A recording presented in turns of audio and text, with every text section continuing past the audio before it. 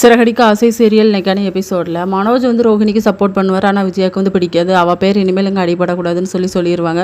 முத்து கூட வாழ்க்கையில் நீங்கள் இன்றைக்கி தான் உருப்படியாக பேசியிருக்கீங்க அப்படின்னு சொல்லிட்டு ஸ்ருதியுமே அதை தான் சொல்லுவாங்க. அடுத்த சீனில் மீனா வந்து ரொம்ப கஷ்டப்பட்டு வேலை பார்த்துட்டு இருப்பாங்களா. நம்ம முத்து தான் அவங்களுக்கு கைக்கெல்லாம் அமுக்கி விட்டுட்டு இருப்பாங்க. இதுக்கு காரணம் வந்து சிந்தாமணி தான் ரோஹிணிக்கு சப்போர்ட் பண்ணிகிட்டு இருப்பான்னு நினைக்கேன் அப்படின்னு சொல்லி பேசிக்கிட்டு கூட இருப்பாங்க.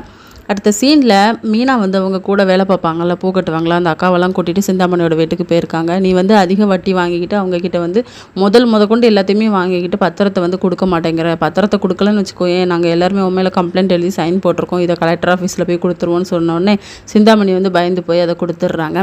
இனிமேல் எங்ககிட்ட வாழாட்டினா அவ்வளோதான் அப்படின்னு சொல்லிட்டு இங்கே சிந்தாமணி வந்து மனசுக்குள்ள நினச்சிட்டு இருக்காங்க, உன்னை சும்மா விட மாட்டேன்டி அப்படின்னு சொல்லி.